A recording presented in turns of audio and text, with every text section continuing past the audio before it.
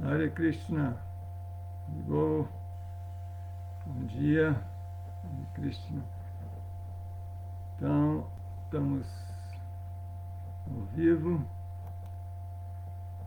Vamos ver aqui o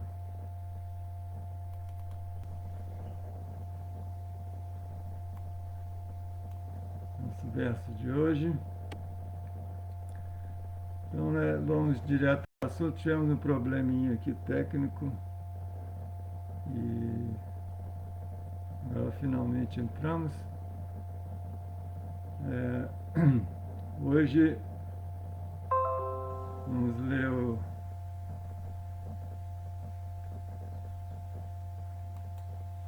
Srimad Bhagavatam,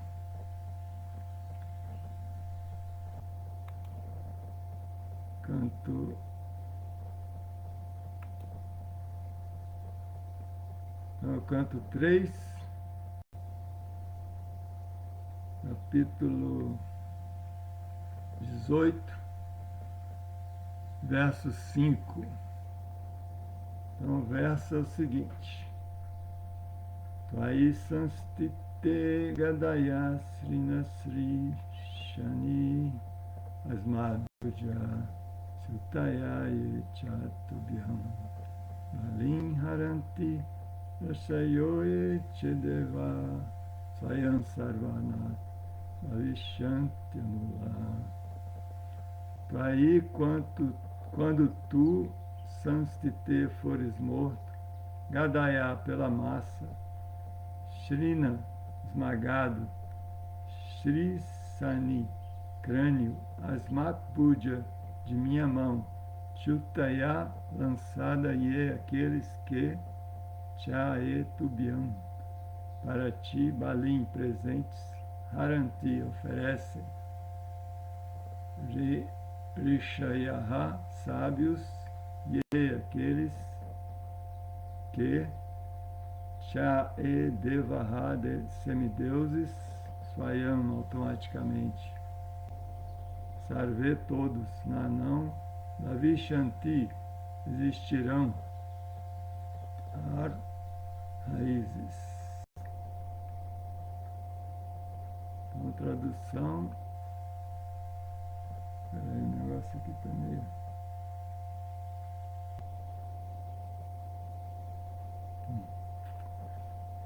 Tradução. O demônio continuou: quando caíres morto com teu crânio esmagado pela massa, manejada por minhas mãos, os semideuses e sábios te oferecerão oblações e sacrifícios. Os semideuses e sábios que te oferecem oblações e sacrifícios em serviço devocional também deixarão automaticamente de existir, como árvores sem raízes. Vou ler de novo a tradução. O demônio continuou: quando caíres morto com teu crânio esmagado pela massa manejado por minhas mãos, os semideuses e sábios que te oferecem oblações e sacrifícios em serviço devocional também deixarão automaticamente de existir, como árvores sem raízes. Então, o significado de Srila Prabhupada. Os demônios ficam perturbadíssimos quando os devotos adoram o Senhor, conforme as maneiras prescritas, recomendadas nas Escrituras. Nas Escrituras Védicas, os devotos neófitos são aconselhados a se dedicarem a 9 tipos de serviço devocional, tais como ouvir e cantar o santo nome de Deus, lembrar-se sempre dele, cantar em contas Hare Krishna, Krishna Krishna, Hare Hare, Hare Rama, Rama Rama, Hare Hare. Adorar o Senhor sob a forma de sua encarnação como deidade nos templos e ocupar-se em várias atividades da consciência de Krishna para aumentar o número de pessoas divinas visando a perfeita paz mundial. Os devotos não gostam de os demônios não gostam de semelhante atividade. Eles sempre têm inveja de Deus e de seus devotos. A propaganda deles de não se fazer adoração no templo ou na igreja, mas simplesmente de fazer avanço material para a satisfação dos sentidos, é-lhes habitual.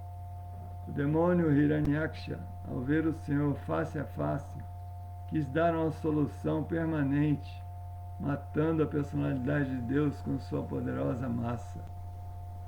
O exemplo de uma árvore desarraigada, mencionado aqui pelo demônio, é muito significativo. Os devotos aceitam Deus como a raiz de tudo. O exemplo deles é que, assim como o estômago é a fonte de energia de todos os membros do corpo, Deus é a fonte original de toda a energia manifesta nos mundos material e espiritual. Portanto, assim como o fornecimento de alimento ao estômago é o processo para satisfazer todos os membros do corpo, a consciência de Krishna, ou o desenvolvimento de amor por Krishna, é o sublime método para satisfazer a fonte de toda a felicidade. O demônio quer desarraigar essa fonte, porque se a raiz, Deus, puder ser suprimida, as atividades do Senhor e dos devotos automaticamente cessarão. O demônio ficaria muito satisfeito com semelhante situação na sociedade. Os demônios sempre anseiam por ter uma sociedade sem Deus, com vistas ao gozo dos sentidos. Segundo Sridhara Swami, este verso quer dizer que quando a Suprema Personalidade de Deus privasse o demônio de sua massa, não apenas os devotos neófitos, mas também os devotos antigos e eruditos do Senhor ficariam muito satisfeitos. Já, Prabhupada aqui. Om Agyana Timirandasya Gyananjana Salakaya Chaksu Militangena Tasmai Sri Om Vishnupadaya Krishna Dristaya Bhutale Srimati Dhananda Goswami Tinamani Om Vishnupadaya Krishna Dristaya Bhutale Srimati Bhaktivedanta Swami Tinamani Panchakalpa Tarubhyascha Kripa Sindhu Devacha Patitanam Pavanebhyo Vaishnavebhyo Namo Namo Jai Krishna Chaitanya Prabhu Nityananda Sri Advaita Gadadara Srivasa Gaura Bhakta Hare Krishna Krishna Krishna Hare Hare Hare Rama Rama Rama Já.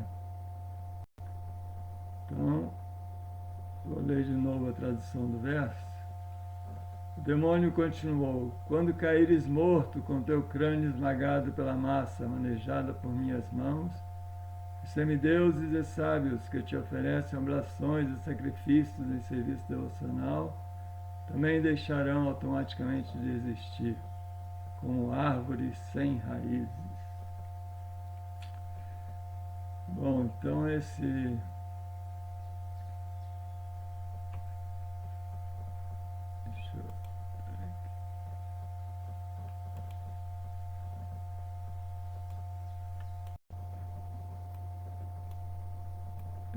verso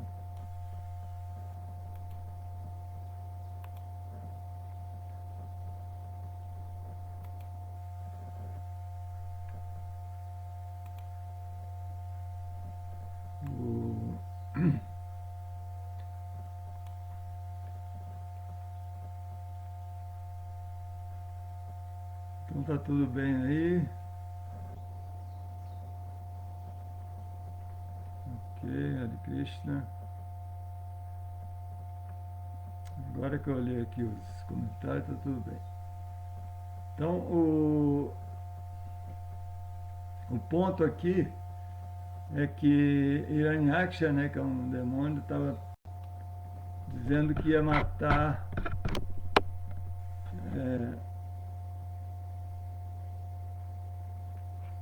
Varahamdeva, né, que é a encarnação de javali do Senhor. E, e no significado, a Prabhupada fala que os ateístas, os demônios, eles querem mesmo, eles ficam muito ansiosos para ter uma sociedade sem Deus, para poder desfrutar livremente, sem se preocupar com nenhuma regra. Né? Então é basicamente isso, que as pessoas ateístas, demoníacas, é o que elas almejam. Né? E aqui o demônio está querendo matar Deus. Né? E na nossa sociedade o que a gente vê é isso, que as pessoas, os ateístas, o que eles querem é eliminar, né? Ateu é porque não tem Deus. Né? Então é essa ideia de eliminar Deus, matar Deus para poder desfrutar à vontade sem uma restrição. Não existe Deus, tudo que existe é isso aqui, e é isso que a gente tem que fazer o que a gente acha melhor, não tem outra referência. A única referência é o que eu gosto, não tem assim a questão de satisfazer Deus, não, é você honesto, vou fazer o bem, vou ajudar aquela pessoa porque Deus vai ficar satisfeito. Não existe essa questão de Deus porque Deus foi eliminado do cenário. Essa é a ideia básica. E o que as pessoas fazem é que, e isso já aconteceu, né? Tá vigente hoje em dia na sociedade, assim, de uma maneira muito ampla, é que as pessoas, usando o conhecimento da ciência, eles, usando esses argumentos da ciência, eles eliminam Deus. Eles têm toda uma filosofia ateísta que tira Deus do cenário como desnecessário.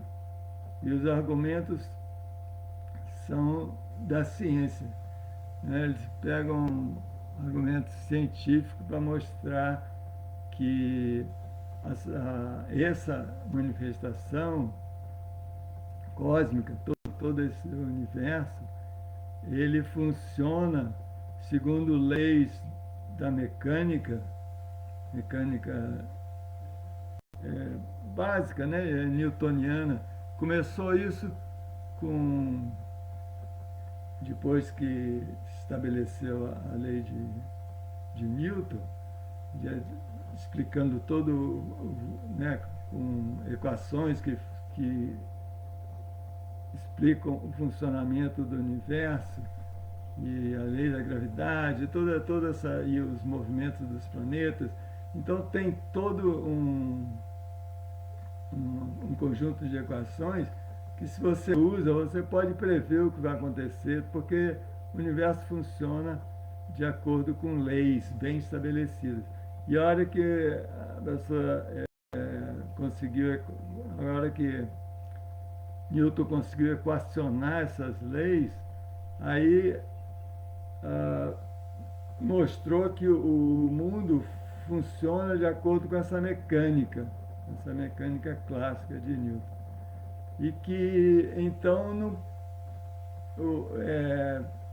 não precisa de Deus, ele já está funcionando, ele vai funcionar sempre assim.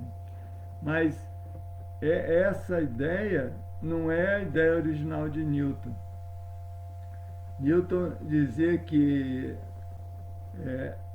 o mundo funciona segundo essas equações perfeitamente e bem racionalmente, porque o Criador, ele é racional. Um criador racional criou um mundo racional.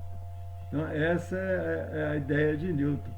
Mas, depois, posterior a Newton, é que as pessoas viram uma maneira de eliminar Deus, com o argumento de que não, se o mundo é racional e funciona de acordo com essas leis, então o que Deus está fazendo? Você não precisa pedir a Deus por nada, aquilo vai acontecer mecanicamente, naturalmente. Mas é interessante porque Newton falava que se não, ele, dentro da teoria dele, a hipótese de que Deus existe era essencial. Não podia eliminar essa hipótese. Porque, segundo os cálculos dele, com o passar do tempo, os próprios planetas e o universo, ele não ia conseguir manter essa harmonia eternamente. Ele ia se desorganizar e que precisaria de realmente uma personalidade por trás que organizasse isso racionalmente. Porque ele não conseguia explicar tudo, como é que isso ia permanecer eternamente funcionando. Ele só consegue explicar que agora está funcionando, mas se você e por um período de tempo continua funcionando. Você pode prever coisas até um certo prazo de tempo, mas não eternamente. Então isso era a percepção de Newton, que estabeleceu as equações, mas depois vieram outros cientistas que não precisa, e um muito famoso, né, o Laplace, francês, que é interessante que ele era amigo do Napoleão. Estava ouvindo uma aula de Saraputta Das. Saraputta Das é um devoto cientista, né? Então ele, falando sobre essas questões, ele mencionou que Laplace era um matemático, né, muito famoso, e ele escreveu um livro sobre toda a matemática do universo e explicando matematicamente todo o funcionamento do universo, das leis cósmicas. E aconteceu que Napoleão leu o livro e, como ele é amigo de Laplace, falou com ele: Ei, você explicou tudo, mas não falou do Criador do universo. Ele: não, essa hipótese é desnecessária, não precisa do Criador. Mas ele não conseguia explicar a criação e nem a permanência eterna desse universo. Mas dizia que era explicado. Laplace dizia que não, eu vou demonstrar, segundo as leis de Newton, e o próprio Newton dizia que as leis, que as equações não serviam para explicar o fenômeno eternamente, mas Laplace dizia que sim e que ia provar isso, e morreu dizendo que ia provar e nunca provou. Então essa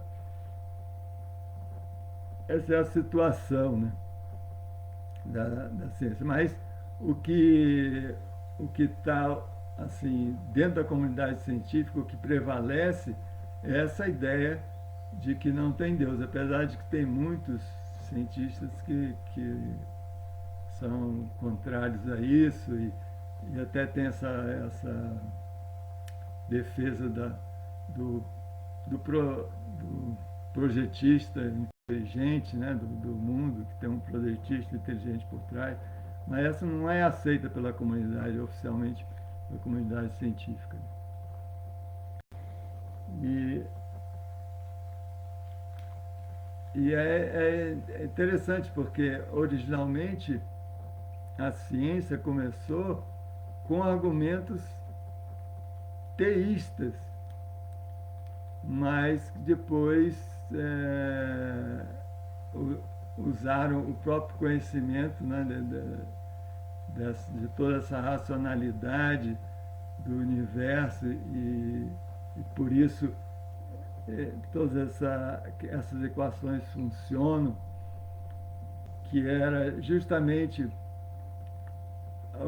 originalmente a prova de que Deus, que é que tem uma pessoa racional por trás para fazer tudo assim, funcionando tão racionalmente, aí foi usado exatamente ao contrário para mostrar que não, que o mundo já funciona mecanicamente, tem toda uma mecânica funcionando e que não precisa de Deus.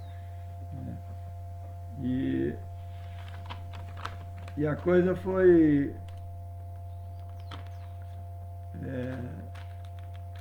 inclusive, tem um ponto interessante, que eles falavam também que a, essa manifestação cósmica ela é racional, que foi feita por um ser racional e que a mente humana também é racional e tem a capacidade de entender essas leis racionais. Então é todo um esquema que foi feito. Né? Mas eles eliminaram essa parte do Criador e fica só com esse outro princípio. Mas outro argumento interessante que até o Saraputta estava falando, porque ele escreveu livros sobre isso, né, e dá palestras sobre isso, é convidado, como ele é cientista, só que ele não é aceito, assim, oficialmente. Ele estava falando que não...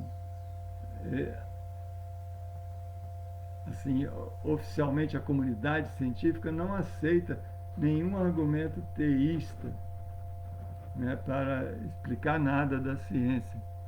Mas ele estava comentando que quando eles dizem que Deus não existe, eles usam um argumento teísta. Então, esse é o ponto que ele fica batendo, que se vocês usam um argumento teísta para dizer que Deus não existe, então eu tenho que defender também com um argumento teísta. Agora, você quer que eu defenda com um argumento ateísta, né, simplesmente com experiências empíricas, aí não é possível. E o ponto é esse, que esse argumento teísta que os cientistas colocam como se fosse, como se não fosse teísta, né? É que eles dizem o seguinte: bom, a gente observa essa natureza, observa essa criação, tudo bem, ela tem uma mecânica de funcionamento, mas ela também tem muitos defeitos. Os corpos ficam doentes e tem corpos com defeitos, que já nascem com defeitos, e tem muito sofrimento. Então, tem muitas coisas erradas nesse mundo, né? Segundo a visão dos cientistas. Tem muita coisa errada, tem muitos defeitos, e isso é a prova de que Deus não existe, porque se Deus é todo perfeito, ele criaria uma criação perfeita. Mas o que a gente vê é que a criação é imperfeita. Então, é a prova de que Deus não existe. Então, essa é a argumentação que eles dão. Agora, essa é uma argumentação teísta, porque ele está partindo do princípio de que se Deus é perfeito, se ele está falando que Deus é perfeito, isso é um argumento teísta. Aí depois ele conclui que se Deus é perfeito e a criação dele é imperfeita, então você conclui que ele não existe porque a criação é imperfeita. Então, é, aí Sariputta Das estava explicando isso, que não, como é que eu vou contra-argumentar esse argumento? Só com outra consideração teísta. Eu não vou conseguir provar isso simplesmente através de experimentos empíricos. É impossível, porque o argumento é teísta, está partindo do princípio de que Deus é perfeito. Então, é, fica impossível você provar que Deus existe com a, baseado na ciência empírica. Fica impossível. Porque você não pode usar argumentos teístas, mas o argumento que eles usam para provar que Deus não existe é teísta. Agora, para você provar que ele existe, você não pode usar argumentos teístas. Então, essa é a questão. E eles não admitem. Então, a gente vê que tem muita coisa na ciência que é contraditória, né? Que não na ciência em si, mas em como as pessoas interpretam, né? E as conclusões que as pessoas chegam, elas não são. Tem muita incoerência. Essa é uma delas, né? Essa coisa do argumento. E outra é que hoje em dia, né, a gente está falando das leis de Newton, das equações de Newton, da mecânica de Newton, mas essa foi assim o início, né, da ciência moderna. Mas para explicar, né, para explicar essa manifestação cósmica. Mas depois veio Einstein e mostrou que realmente toda essa mecânica de Newton não explica tudo. E mostrou que o espaço, né, ele é formado de... O tempo faz parte também, e que o tempo é relativo. Então ele mostrou várias coisas. E isso é o que está sendo aceito atualmente, né? Foi essa a teoria da relatividade de Einstein para explicar o universo assim no macro, né, na dimensão macro, né, em toda essa dimensão cósmica. Ele só fica coerente com as equações da relatividade de Einstein, que coloca o tempo como mais uma dimensão e que o espaço-tempo ele se curva de acordo com a gravidade, e é por causa dessa curvatura que dá as órbitas dos planetas. Por isso que nas equações mostra que mesmo que se um planeta some, se o Sol desaparece, os planetas que estão girando em volta do Sol não vão se dispersar imediatamente, por causa dessa curvatura do espaço-tempo. Tem toda uma explicação complicada, né, que Einstein equacionou, mas que consegue explicar bem todo o funcionamento dos planetas, né, toda esse funcionamento do cosmos como macro, né? Essas coisas, dimensões muito grandes. Para dimensões muito grandes, a teoria da relatividade é perfeita, né? Pelo menos até então, né? Aceito como certa. Só que tem um problema também que Einstein não conseguiu resolver, que no, nas dimensões micro, né, no nível atômico, dos elétrons e subatômicos, das partículas subatômicas, aí as equações de Einstein não funcionam. E ele, assim como o Laplace morreu sem conseguir mostrar que, esse universo ia funcionar segundo as leis de Newton eternamente, ele não conseguiu provar isso e depois, né, a própria ciência entende que não funciona mesmo, precisa dessas equações de Einstein para explicar o funcionamento do universo. Da mesma maneira, Einstein também não conseguiu fazer uma teoria da unificação que equacionasse de tal maneira que servisse tanto para o macro quanto para o micro, para nível subatômico. Porque veio a mecânica quântica que mostra o funcionamento, que explica, né, e equaciona o funcionamento das partículas subatômicas e dos elétrons e tal. E o que ela mostra é que os elétrons, eles orbitam de uma maneira que você não consegue localizar eles perfeitamente.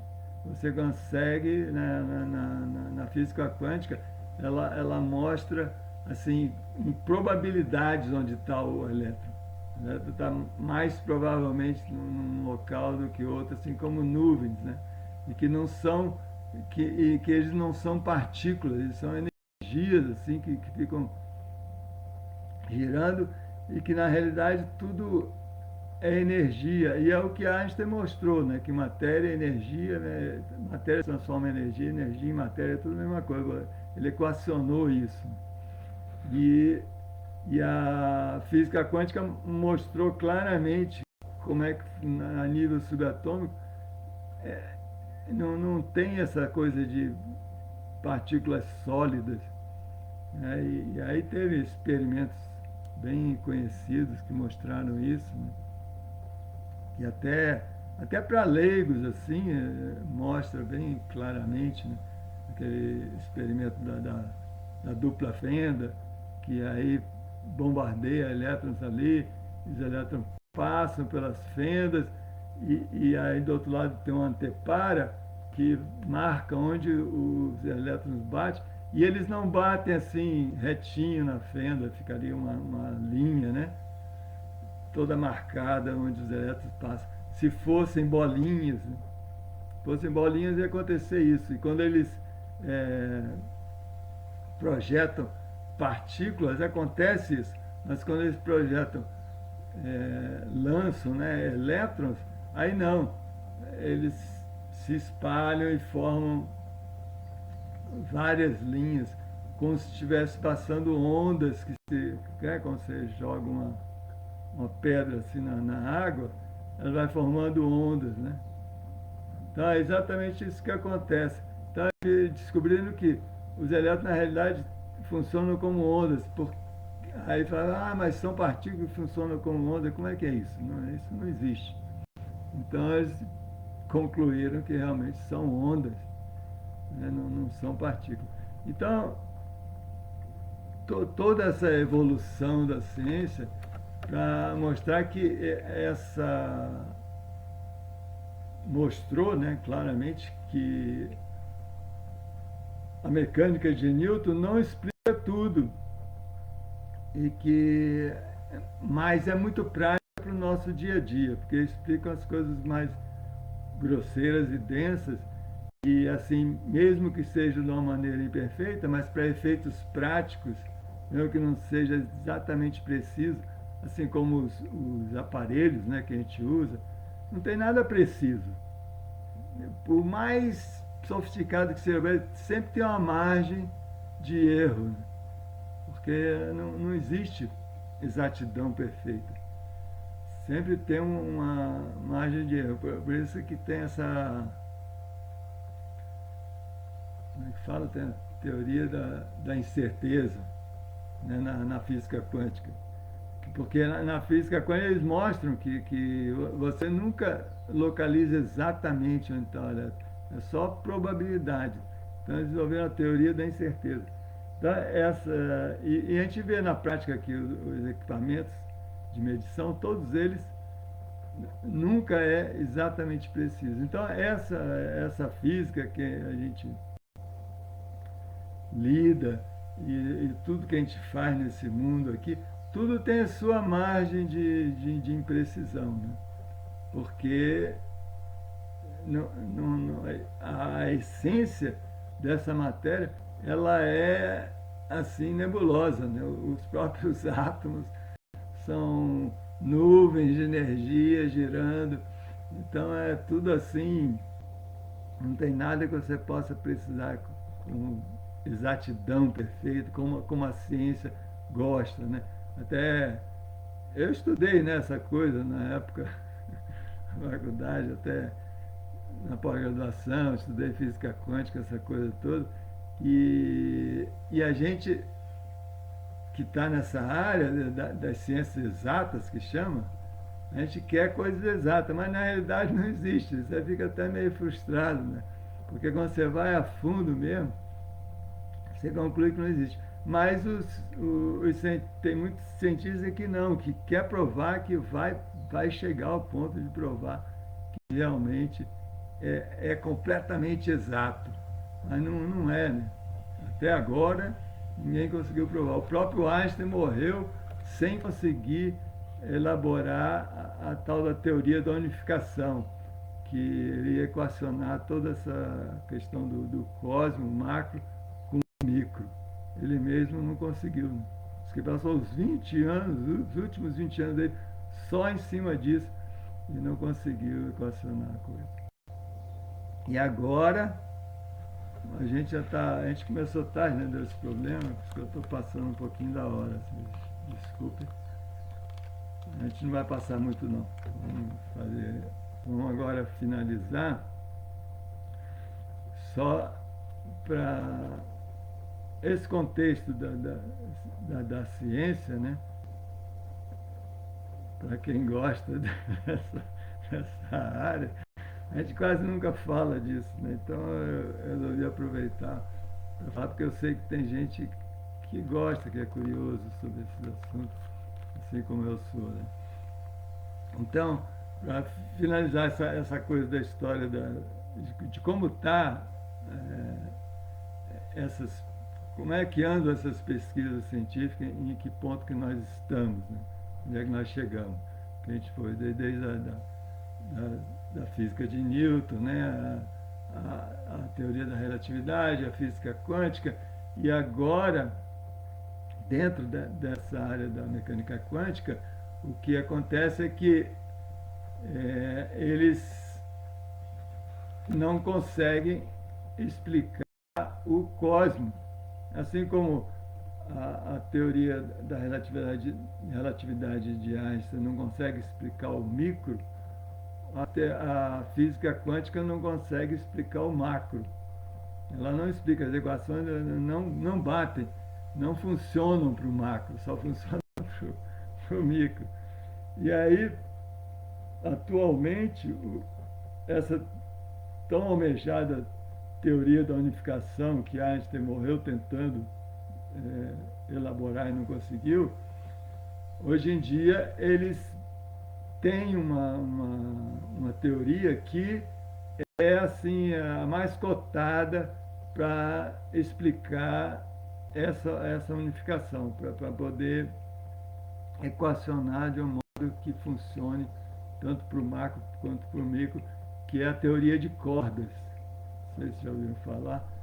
A teoria de cordas é uma coisa assim, totalmente teórica, não conseguiram ainda provar nada, né? Mas está sendo aceita porque teoricamente ela funciona. Está sendo assim, ainda não foi comprovado, então oficialmente não é aceita, mas as pessoas, a comunidade científica está vendo como uma esperança de, de unificação. É essa teoria das cordas. E depois evoluiu para supercordas, agora tem a tal teoria M, que é a membrana, que tudo é uma evolução da teoria das cordas. A teoria das cordas, originalmente, para explicar tudo, de modo que abranja tanto o micro quanto o macro dentro dessa unificação, teria que existir 26 dimensões. A gente está acostumado com 3 dimensões físicas, né? Depois acrescentou o tempo como a quarta. Então são 3 físicas e mais uma temporal. Isso que Einstein mostrou. Agora, para você unificar isso tudo, teria que existir 26. Depois essas 26 caíram, e aí veio a teoria das supercordas e a teoria êmica da membrana. Essa já ficou mais aceitável, que não são 26 dimensões, e simplesmente 10 dimensões. 10 dimensões físicas e uma temporal. Então, ao todo, 11 dimensões, que é o que pressupõe essa teoria das membranas, teoria M. E, e isso é o que está mais cotado hoje em dia, e é um negócio complicadíssimo, né? Imagina, porque a gente não consegue, a gente concebe 3 dimensões, o tempo já fica complicado, pensar no tempo como uma dimensão, mas que isso já está bem aceito, porque todas as equações mostrando que o tempo você pode ir para frente, para trás, é uma dimensão, né? Então, e quando você... Porque quando você entra no macro, né, que foi o que Einstein estudou mais, ele quanto mais você se afasta da Terra, o tempo anda mais devagar. E bate bem com a coisa do nosso conhecimento, né, do semideus, né, que um dia lá no semideus aqui passa milhares de anos, né? Já passa milhares de anos correndo lá, não, foi só um dia. Então, isso é comprovado pela ciência mesmo, pelas equações da relatividade, mostram que isso acontece. Né? E isso depois eles conseguiram até provar já com medições, estando longe, que o tempo realmente passa mais devagar, dependendo da distância que está em relação da Terra. E também depende da velocidade. Que se você está a mais velocidade, aí passa mais. Então, se aumenta, se você vai se afastando, você vai para o passado, você vai se aproximando, você vai para o futuro. Então, é por isso que o pessoal fala essa coisa do túnel do tempo, e tudo essa ideia do túnel do tempo é dessa teoria, porque pela teoria você pode ir para o futuro e para o passado. Então, essa é a questão da dimensão. Porque tudo já existe. É interessante, né?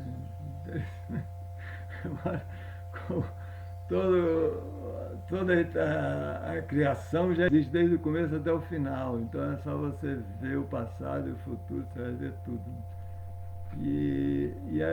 É muito interessante, porque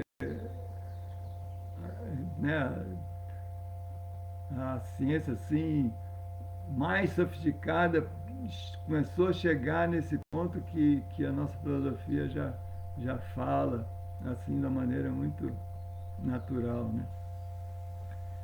Que essa coisa do tempo e que todo o universo vai e depois volta, e que é tudo um ciclo, e que está tudo previsto, né? Quantos anos vai ser, tá? Já está tudo especificado, porque e é isso que eles estão concluindo, né? Inclusive a teoria da explosão, né, do Big Bang, tudo bate, né? Porque o cosmos está em expansão, tudo, se a gente for ver como explica a formação dos universos que sai do poro de Mahavishnu e vão se expandindo e abrindo, né? Sai como uma semente, se expande no universo. Então a gente vê que a coisa toda faz um certo sentido, né? E a versão mais atual que existe sobre toda essa história aí, essa teoria da membrana e tudo, é que tudo que eu estou falando é tudo teórico, né? Não conseguiram provar nada assim empiricamente, né? Mas eles estão aceitando, né? Principalmente porque não coloca Deus na jogada, né? Deus está de fora. Então, é, a concepção mais atual é que o nosso universo tridimensional que a gente está vendo, esse físico, estaria inserido dentro de um meio que tem 10 dimensões. Então, tem as nossas três aqui dentro de um meio que tem mais 7. Então, essa é a ideia. E as equações, e com isso, com essa ideia toda que eles estão, com essa teoria toda, aí eles estão conseguindo unificar as mesmas equações para explicar tanto o macro quanto o micro. Por isso que eles estão assim esperançosos. Bom, a coisa é bem complicada, mas assim, em poucas palavras, de uma maneira mais simples possível, é, eu acho que deu para dar uma ideia. Talvez seja interessante depois organizar melhor essa. Eu estou pensando sobre esse assunto, não sei se tem interesse. Eu comecei a me interessar por isso e tentar organizar essa ideia toda, porque é interessante se a gente for ver, ainda mais quando eu vi chegar nesse ponto aí final, né? Que, final não, mas que atualmente é a última ideia, né? A última teoria, essa teoria M aí, e com essa ideia de que nós estamos aqui nesse universo tridimensional, mas que estamos inseridos num meio que tem mais 7 dimensões, dá, dá uma percepção interessante, assim, de acordo com a nossa filosofia, dessa coisa do universo material, né? Que ele é como se fosse uma nuvem dentro de toda a existência. E que a existência como um todo é espiritual e que tem muitas outras dimensões que a gente não consegue perceber porque está em outras dimensões, né? Porque essa coisa de dimensão é importante entender o que é dimensão. Não é direção, é dimensão, né? Porque às vezes o pessoal fala, não, tá todas as dimensões aqui, leste, oeste. Não, isso não é dimensões, isso são as direções. Então a gente tem um plano bidimensional, você está aqui, né, na superfície da Terra. Você pode ficar aqui, procurar tudo, você não vai achar nada dessa outra dimensão da altura, né? E a altura é que vai dar a terceira dimensão. Mas se você fica só nessa dupla aqui, isso é uma coisa óbvia que eu estou falando, mas que às vezes a gente não se atina para isso. E quando você está num nível de dimensão, você não vê a outra dimensão, né? Então, né, você está numa linha reta para lá e para cá, você não vai ver o que tem para lá. Então você tem que abrir outra dimensão. Aí quando você está no plano bidimensional, você está no plano, né? O plano da Terra. Aí quando você passa para o terceiro, é que dá o volume, né? Isso é a coisa mais simples das dimensões, mas que a gente precisa estar bem visualizando essa coisa para poder entender. E aí, e as outras dimensões? Para a nossa capacidade de imaginação, não dá para conceber nenhuma outra, né? Até o tempo fica difícil. Então, porque está em outra dimensão. É como se a pessoa está ali só no plano, ela não consegue conceber nada mais do que aquilo. Aquilo é tudo que ela vê. Então, da mesma maneira, a gente está aqui no tridimensional, a gente não consegue imaginar outra coisa além disso. Então aí dá para imaginar, de acordo com o conhecimento que a gente tem, apesar de a gente não estar vivendo, entender que, poxa, esse meio que está inserido, essa existência material, é a existência total, espiritual, que tem ali uma nuvem que é a energia material. Então é interessante isso, né? E é justamente o que eles estão chegando à conclusão. Para poder explicar, tem que conceber uma coisa mais ou menos desse tipo, que o nosso universo tridimensional está inserido num universo multidimensional. Então isso é bem interessante, né? Pensar nisso, porque assim, quanto mais vai se aprofundando, mais a gente vê que vai se aproximando da realidade espiritual. Até quando. Todas essas coisas, tem muitos detalhes interessantes da física quântica, essa coisa da materialização, né? Porque o elétron é interessantíssimo. Ele, quando muda de órbita, ele muda de uma maneira que ele não viaja de uma órbita para outra. Ele simplesmente aparece na outra órbita. Né? É o tal do salto quântico. Né? Quando pega uma energia de um quanto, aí ele passa para outra órbita. Por isso que é quântico, né? O salto quântico. É um quanto. Então, esse salto, ele não viaja daquela órbita para outra. Ele simplesmente se materializa lá. Então, isso é outra coisa interessante, que quando a gente fala de materialização, isso é uma dos seeds, né, que se fala na nossa filosofia. Uma das perfeições yogicas você se materializar, né? Você materializar coisas. Ou você mesmo se materializar em outro lugar, o seu próprio corpo. Então, essas pessoas que têm poderes, chamam practicide, né? de se materializar em diferentes lugares. E eles estão vendo que isso aí acontece com o elétron.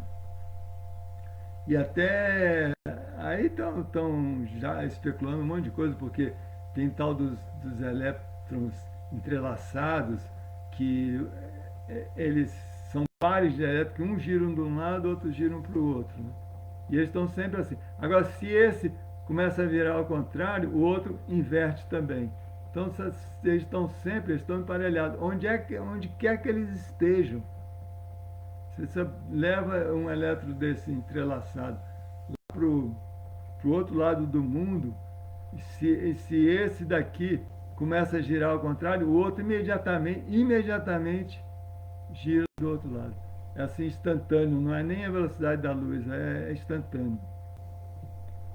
Então, e com esse fenômeno, o pessoal já está especulando de algum dia poder viajar dessa maneira, porque é instantâneo.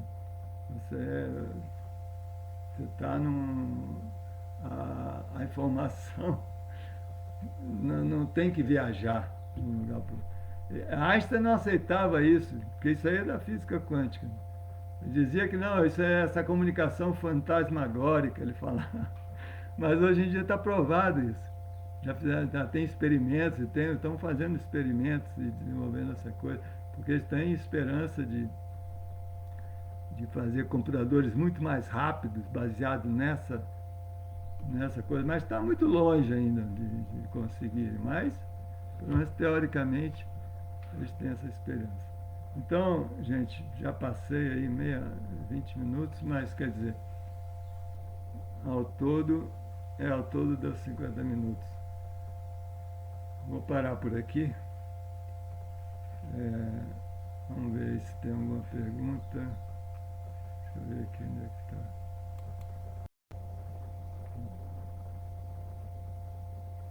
Vamos ver aqui. Hare Krishna, Rohit Mishra, Luiz Rocha, Hare Krishna Otávio, Hare Krishna.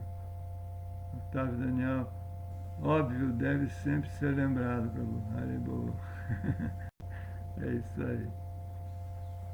É isso que eu achei também. Tá bom então, gente. Obrigado aí pela participação.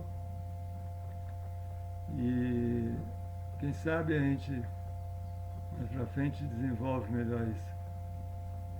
começando a falar sobre essas coisas e eu acho que é interessante, dá para elaborar melhor isso. Eu acho que pode montar um quadro assim bem interessante de toda essa situação, né? E incorporar, né, dentro desse conhecimento científico a existência de Deus e não eliminar. Então isso é bem interessante. Não eliminar como aqui Hiranyaksha já estava querendo fazer, né? Estava com esperança de fazer. Então é isso aí. Hoje em dia estão querendo eliminar, não dando uma massa na cabeça de Deus, mas filosoficamente, né? Mas que também não vão conseguir nunca, porque pode assim, né? Como está acontecendo, né? Criar um caos, uma sociedade tentando viver sem Deus, mas que só frustração. Então, é isso, eu vou encerrar por aqui. Acho que não tem mais. Ah, apareceu aqui mais uma coisa. Hare Krishna, incrível saber como seu Supremo, através de sua energia de Mahamaya, ilude a mente de Hiranyaksha a ponto dele acreditar que vai matar Deus. É isso aí. Sundarang, Hariô, gratidão. Então é isso aí. Acho que não tem mais nada. É. Então vamos parar por aqui. Muito obrigado pela atenção. Srila Prabhupada aqui, Jai, Gaura Premanande.